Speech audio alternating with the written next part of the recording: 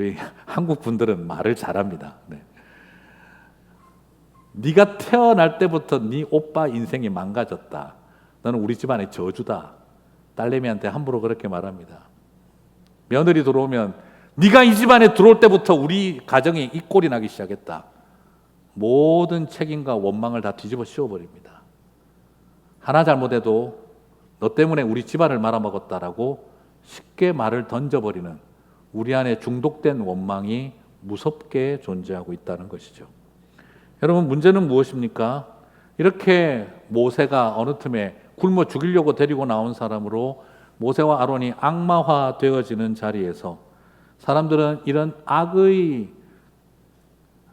공격성이 저는 무서운 게 아니라, 이런 악한 사람들 몇 명의 공격성이 무서운 게 아니라, 그 말을 들으면서 가만히 침묵하고 있는 악의 평범성이 더 무섭습니다.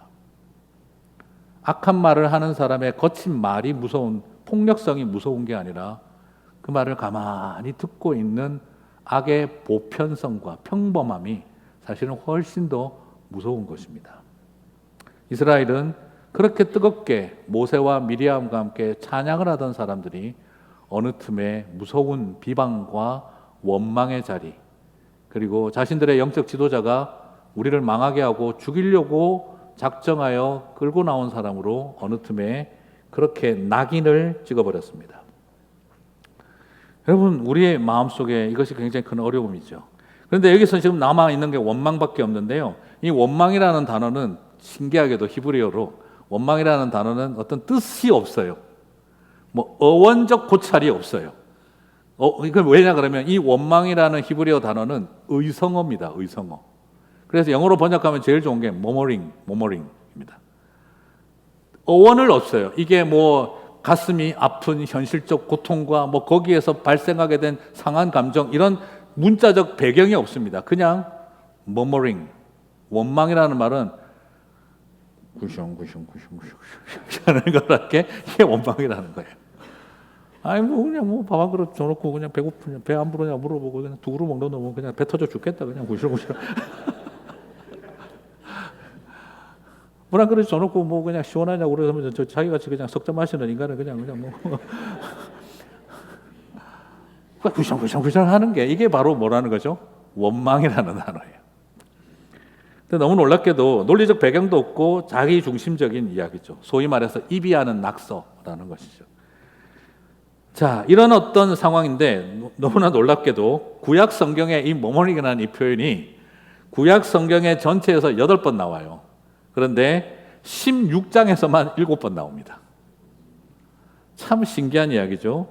나라가 망해서 원망이 나오고 전염병이 돌아서 원망이 나오는 게 아니라 구원받고 난 다음 사흘만 목마르면 사람은 성경에서 가장 많은 원망이 쏟아져 나오는 곳이 출애굽기 16장이라는 거예요.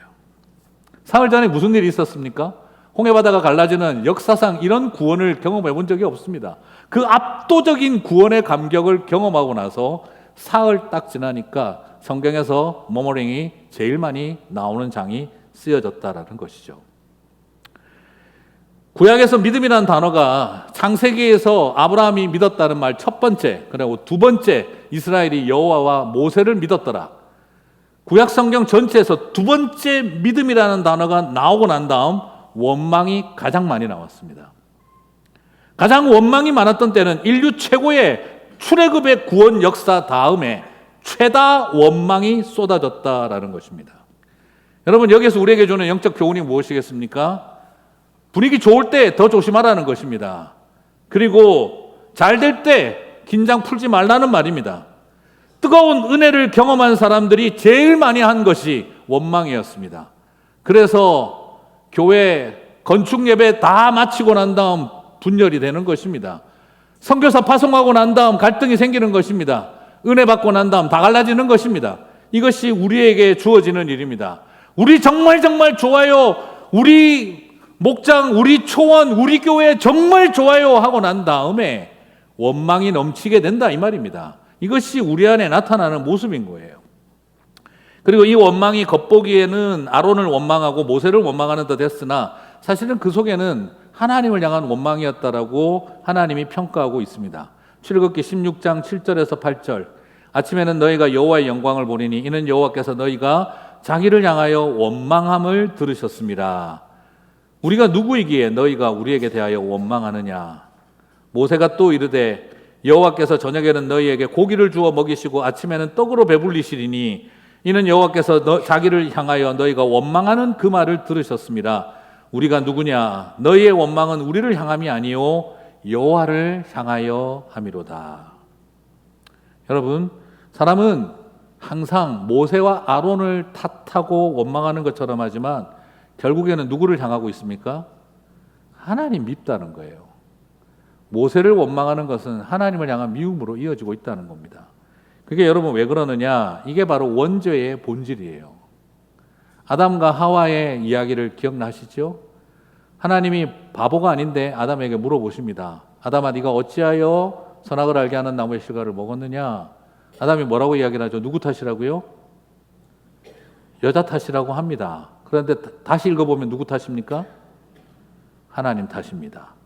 하나님이 내게 주셔서 함께한 여자가 나를 꾀므로 내가 먹었나이다. 여자를 탓하면서 누구를 탓하고 있죠? 뭐 한다고 여자는 만드셔가지고. 네, 그 말 하시는 분들은 스스로 꼭 기억하십시오. 내가 원죄를 증명하고 있다. 뭐 한다고 여자를 만들어가지고 이 세상에. 스스로 지금 원죄를 증명하고 있는 겁니다. 여자 탓을 하는 듯 하나 하나님을 탓하고 있습니다. 뱀에게 또 물어봅니다. 하나님 이 말 길을 못 알아듣는 바보가 아닙니다. 뱀에게 또 물어봅니다. 여자여 너는 어찌하여 선악을 알게 한 나무의 실과를 먹었느냐. 똑같은 표현이 생략되어 있죠. 하나님이 만드신 뱀이 나를 깨므로 내가 먹었나이다. 뱀 탓을 하고 있습니다. 결국 누구 탓이죠? 하나님 탓이었습니다. 죄의 본질은 타인을 탓하고 원망하면서 하나님을 탓하고 원망하는 것이었습니다. 그래서 하나님은 사람을 향한 원망이 결국에는 하나님을 향한 원망으로 이어지는 것을 알고 계셨습니다. 여러분, 원망 한번 시작해 보십시오. 탓하기 시작해 보십시오. 그 다음엔 항상 그것은 공동체를 향한 탓과 원망으로 이어지고 하나님을 향한 원망으로 이어지게 되어 있습니다. 그래서 주님께서 저와 여러분에게 계속 말씀하신 것입니다. 감사하라고. 그래서 원망과 비방은 원죄를 스스로 증명하는 것에 불과한 것입니다. 결국 그것은 하나님을 향한 원망이 되기 때문이죠. 참 답답한 게 그거예요. 목사들 모이면 장로 욕하고 장로님들 모이면 목사 욕하고 또 목사 장로가 모이면 안수집사 권사들 교인들 욕하고 직분 받아놓고 뭐하냐 저 맨날 이러고 있고 또 안수집사 권사 또 교인들 모이면은 아이 저 목사 장로들 아유 보기 싫어 죽겠다 가끔씩 막 그러고 서로 또 욕하고 예. 선교사들 모이면 교회 욕하고 교회 모이면 선교사들 욕하고 우리 안에 있는 이 무서운 죄의 출발 우리 스스로가 원죄를 증명하고 살아가고 있는 모습이에요. 사람을 원망하기 시작을 하면 기필코 하나님을 원망하게 되어 있습니다. 그래서 주님이 감사하라고 하신 거예요. 여러분, 현실을 탓하고 타인을 탓하고 남을 탓하고 나면 그것은 오히려 내가 의로워지는 게 아니라 내가 원죄를 가진 인생임을 증명할 뿐입니다. 부모 탓, 친구 탓, 조상 탓, 교회 탓, 직분자 탓 이 탓 저 탓 계속 하다 보면 그래 너는 참 의롭구나 하는 결론을 주는 게 아니라 그렇게 원망하고 탓하고 있다 보면 그래 너야말로 죄인이구나 하는 것을 보게 만드는 일입니다. 내가 죄인임을 고백할 때 하나님의 의를 덧입게 되지만 내가 타인을 죄인으로 정죄할 때 오히려 나는 스스로 원죄를 증명하는 자리에 선다는 걸 우리가 잊어버릴 때가 많다는 것입니다. 끊임없이 그러다 보면 하나님께서 나에게 주신 은혜들은 다 잊어버립니다. 파라오가 우리 아들들 죽였던 거 다 잊어버립니다. 그리고 파라오를 리스펙트 외치기 시작합니다. 하루도 쉬지 못하고 살인적 노동에 시달리게 했던 고통 다 잊어버리고 그때 그래도 고기 좀 먹지 않았니? 그걸 그리워합니다. 내 손과 발을 채웠던 노예의 쇠사슬과 착고를 깨뜨려 주신 것은 잊어버리고 오히려 그때 부뚜막에 먹었던 떡을 더 그리워합니다. 홍해 바다를 가르며 애국 군대를 물리치며 자유와 해방을 주신 은혜는 잊어버린 채 지금 목마른 게 더 중요하다가 되어버립니다. 자유에 대한 타는 목마름은 잊어버리고 마실 물에 대한 목마름만 계속 생각하고 있는 우리의 모습입니다. 목이 터져라 불렀던 구원의 감격의 찬양은 멈춰버렸고 목에 힘줘가며 탁한 소리로 원망만 하고 있게 된 것입니다. 구원의 감격으로 얻었던 영적 배부름은 사라지고 애굽의 떡과 고기에 대한 굶주림만 남아 있는 것입니다. 애굽을 그리워합니다. 애굽을 목말라 합니다. 애굽을 배고파하고 있는 것입니다. 오늘 이것이 어쩌면 우리가 빠질 수 있는 함정인 것이죠. 그러므로 사랑하는 성도 여러분, 은혜와 감격을 경험하고 난 다음 더욱 조심하셔야 합니다. 그래서 늘 생각하세요. 속지 말자 기도빨, 속지 말자 찬양빨, 속지 말자 말씀빨, 속지 말자. 말씀빨에 속지도 마시고 찬양빨 기도빨에도 속지 마십시오. 스스로에게 속지 마십시오. 좋을 때 좋다는 사람 모릅니다. 힘들고 어려울 때 그때 아는 겁니다.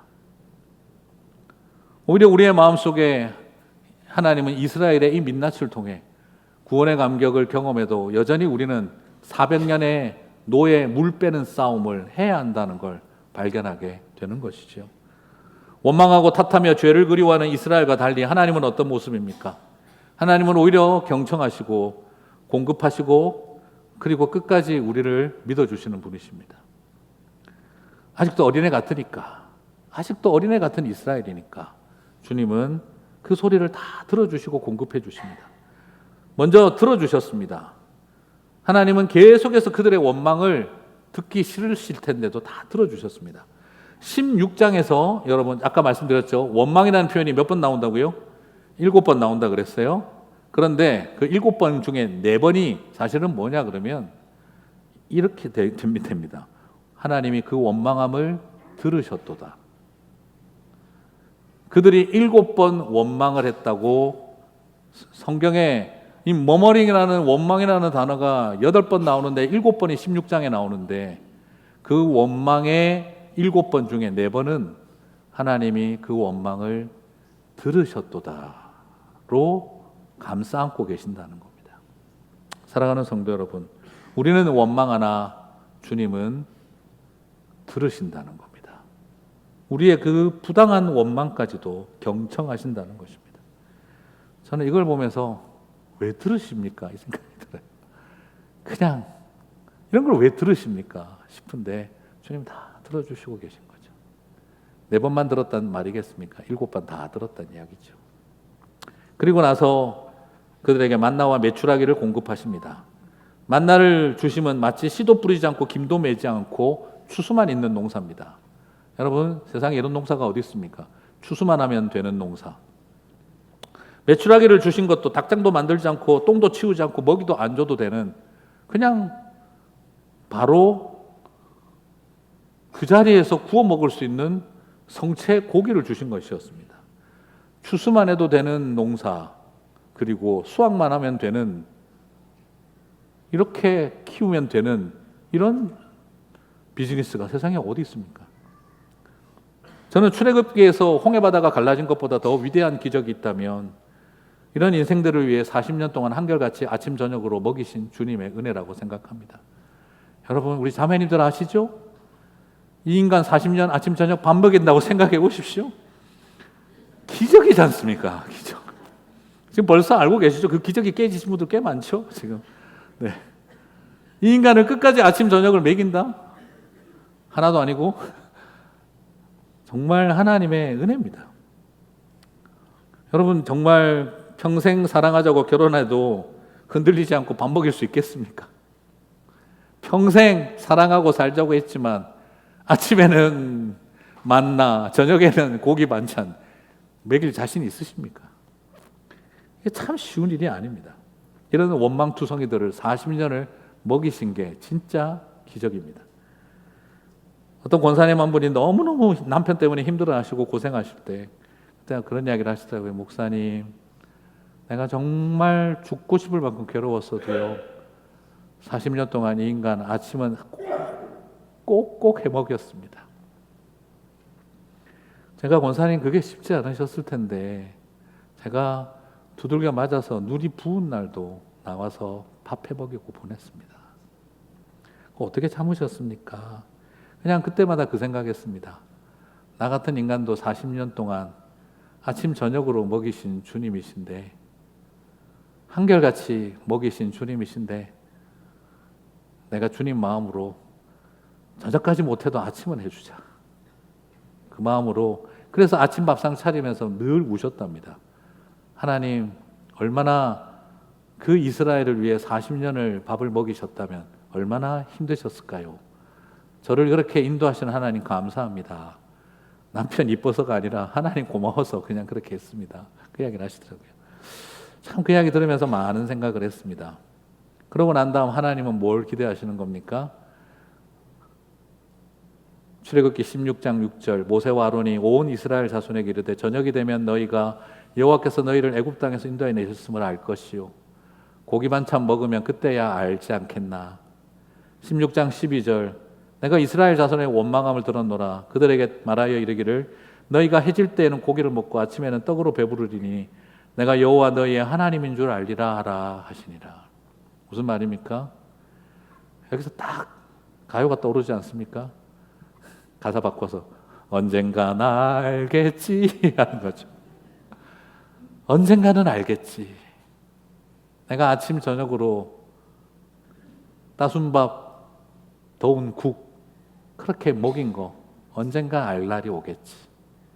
내가 뼈 빠지게 고생하며 니네들 위해서 기도하고 눈물 흘리고 돌봤던 거 언젠가 알 날이 오겠지.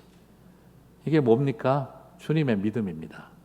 우리의 믿음이 아니라 40년 먹이면 알 날이 오겠지. 하나님의 믿음입니다. 너희가 해질 때에는 고기를 먹고 아침에는 떡으로 배부르리니 내가 여호와 너희의 하나님인 줄 알리라. 여러분, 이것은 주님의 믿음이셨습니다. 그리고 간절한 바람이셨습니다. 여러분, 엄마가 어떤 분이십니까?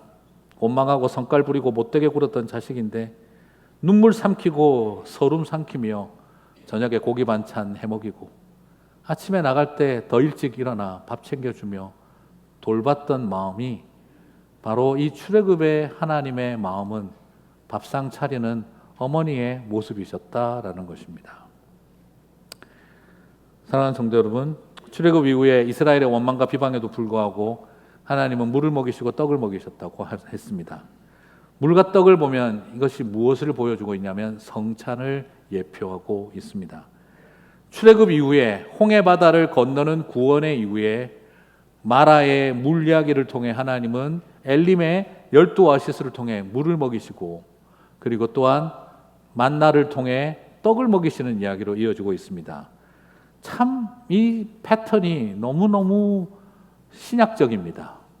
구원 이후에 예수 그리스도의 피와 예수 그리스도의 몸에 참여하는 은혜, 예수 그리스도의 잔과 예수 그리스도의 떡에 참여하는 은혜를 주신 것처럼 출애굽을 통한 홍해바다 사건은 그 다음 연이어 나오는 물 사건과 떡 사건으로 이어지고 있습니다.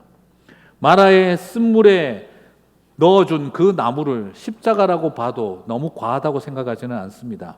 그리고 그곳에서 물이 변하여 포도주가 되는 일, 예수님이 공생애를 시작하면서 처음 보여주신 기적, 그리고 출애굽 이후 하나님이 보여주신 첫 기적이 다 쓴물이 변하여 단물이 되고 물이 변하여 포도주가 되는 이야기로 첫 기적을 배치해 놓은 것도 하나님의 어떤 의도적인 이야기가 이 속에 담겨 있지 않나 싶습니다. 그리고 또한 그 속에서 만나를 매일 먹이며 동행하신 것처럼 너희는 내 몸을 먹으라, 나를 먹으라 하셨던 주님의 양식의 이야기가 어쩌면 이 만나를 통해 드러나고 있는지도 모르겠습니다. 구속사적으로 살펴볼 때 이 스토리들은 너무나 많은 신학적인 의미들을 담고 있습니다. 그래서 이것을 통해 하나님께서 우리에게 이 출애굽의 여정을 통해 예수 그리스도를 통해 일어날 일을 미리 다 예표해주고 있다는 생각이 들 정도입니다. 여러분, 실제로 보십시오. 예수님도 그러셨습니다. 십자가에서 죽기 전에 그 마지막 만찬을 하실 때에도 그때 거룩하고 그리고 영적이고 하나님의 예수 그리스도의 잔과 피에 참여하겠나이다 하는 그런 거룩한 분위기가 아니었습니다. 그 자리에 예수님을 배신할 가룟 유다도 예수님의 잔과 떡을 먹었고, 그리고 그 발로 뛰쳐나가 예수님을 팔 가룟 유다의 발도 예수님은 다 세족하셨습니다. 오늘 이 분위기는 원망과 분노와 비방으로 가득 차 있는 자리에서 주님은 오히려 그들을 향해 거룩한 성찬을 주셨습니다. 예수님도 십자가에서 죽으실 때 그렇게 말씀하셨습니다. 죽여라, 죽여라, 죽여라 소리 지르는 사람들, 불과 사흘 전에 종려나무 가지 흔들고 그렇게 좋아하다가 호산나 호산나를 외치다가 사흘 전에 그러다가 죽여라 죽여라 하며 돌을 드는 사람들을 바라보면서 어쩌면 요 홍수, 그 출애굽의 홍해바다를 가르고 찬양하던 사람들이 하나님을 향해서 원망하며 종려나무 가지 옆에서 그렇게 분노하며 원망하는 모습을 바라보고 있다면 어쩌면 어떻게 이 모습이 예수 그리스도의 모습의 데자부처럼 보이는지 모르겠습니다. 그런 우리들을 향해 주님은 말씀하셨습니다. 아버지, 저들을 용서하소서. 저들이 하는 일을 알지 못하나이다. 너희는 내 피를 마셔라. 너희는 내 몸을 먹으라. 아버지, 저들에게 회복의 역사를, 이는 내 몸이니 먹으라. 이는 내 피니 마시라. 사랑하는 성도 여러분, 마라와 엘림의 역사는 바로 주님이 저와 여러분을 위해 걸어가신 성찬의 길을 미리 보여주고 있는 예고편 같다는 생각이 듭니다. 사랑하는 성도 여러분, 우리 주님 그렇게 아침마다 저녁으로 배달하셨습니다. 우버이트가 이때부터 시작된 것 같습니다. 주님 40년 동안 매일 아침 저녁으로 배달해 주셨습니다. 저는 이것을 바라보면서 우리 어머니들의 마음, 저는 출애굽기에 하나님을 보고 있으면 어머니 같다는 생각을 참 많이 하게 됩니다. 목사님 무슨 또 여성신학을 또 이런 복잡한 이야기 좀 하지 마시고요. 저는 정말 하나님이 어머니 밥상 차려주시는 분 같다 싶습니다. 여러분 아시잖아요. 어머니가 호박과 채소를 칼질을 하면 가끔씩 소리가 달라요. 쫑쫑쫑쫑쫑쫑 하다가 팡팡팡팡팡팡팡 소리가 날 때가 있어요. 네. 저희 아내는 그렇게 하지 않습니다. 또 쳐다보고 물어보지 마세요. 네. 그냥 그렇게 호박과 채소를 칼질하면서 사실은 호박과 채소를 자르고 있는 게 아니라, 썰고 계신 게 아니라 내 마음속에 있는 미움과 상처와 분노를 썰어내고 있는 모습을 볼 때가 많습니다.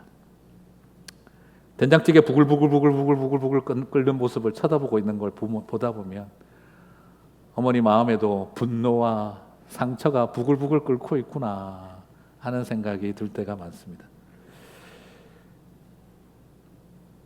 그 서름을 다 감추고 꼴도 보기 싫은 자식놈, 그래도 얼굴 쳐다볼 자신은 없지만 아침에 나가는데 밥상 차려놓고 엄마는 들어갈 테니 먹고 가, 그리고 뒷방으로 조용히 들어가시는 그 어머니의 마음은 꼴 보기 싫어도 먹여야지 하는 그 마음의 싸움 아니겠나 싶습니다. 옛날 어머니들을 가만히 제가 생각해 보면 어떻게 우울증 안 걸리고 다 사셨을까 싶어요. 옛날 우리 어머니들 우울증 안 걸리셨잖아요. 어떻게 우울증 안 걸리고 살았을까 생각을 해보면 바로 그겁니다. 가슴 찢어놓는 남편, 자식들 그냥 막 다 패버리고 싶은데 그 옷 들고 나가가지고 강물에 패대기 치시면서 이네 남편 같은 놈, 이런 아들 같은 놈, 그냥 강물에 패대기를 치시면서 때를 빼내는 것이 아니라 가슴 속에 쌓여 있었던 아픔과 상처를 그 강물에 두들기면서 바위자르게 때리면서 때 빼는 시간이 아니라 상처 빼는 시간을 가지셨던 거죠. 그리고 하염없이 흘러가는 강 쳐다보며 물멍 때리면서 그냥 내 마음에 있는 서러움 씻어내고 흘려보내고, 그리고 들어와도 속이 다 안 풀리시면 아궁이에 장작 잔뜩 집어넣고 무슨 너구리 잡듯이 그냥 연기 팡팡 피우면서 이 나무가 이렇게 연기가 왜 이렇게 나 하면서 눈물을 흘리고 계셨던 것이죠.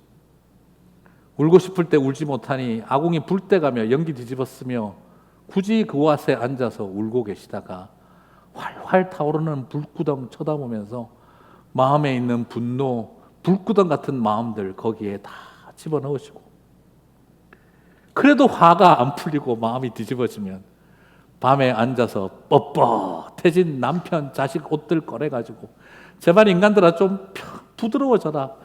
빨래 방망이 다듬이 방망이 해놓고 때리시지 않습니까? 이놈의 남편 다다다다다다다다 이놈의 아들놈 다다다다다다다 막 때리시지 않습니까? 그날따라 유난히 엄마 방망이 소리가 커지는 날은 가슴에 한이 많았던 거죠. 그래서 저 철순의 방망이 소리가 유난히 크게 들리면 옆집 엄마들이 무슨 마음인지 다 알고 같이 다듬이 방망이 꺼내놓고 그냥 그 집 방망이 소리에 맞춰서 같이 온 동네가 어머니들의 다듬이 방망이 소리로 가득 찹니다.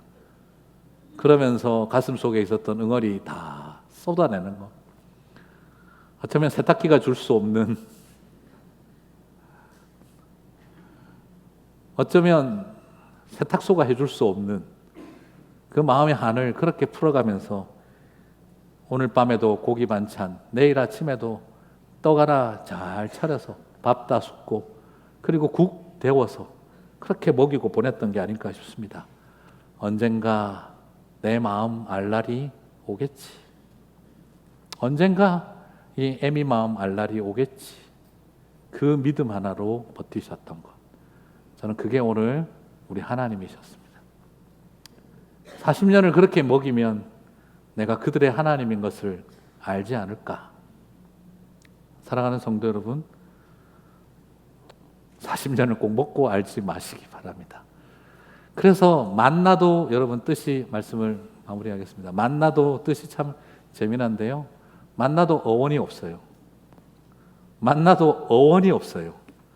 그래서 히브리 학자들은 만나도 의성어라고 합니다. 어떤 걸까요? 우리 한국식이 더 맞을 것 같아요. 이게 뭐니? 그러니까 먹는 거 맞나? 아니면은 맞다 하든지 맞았나 하든지 놀라서 터져 나오는 감탄사였습니다. 왜 하나님은 어원을 알 수 없이 만나라고 이름을 지어주셨을까요? 그들의 입에 가득한 머머링이라는 의성어를 바꾸라고. 머머링 하고 살아가는 사람들에게 만나다 하고 살아가라고.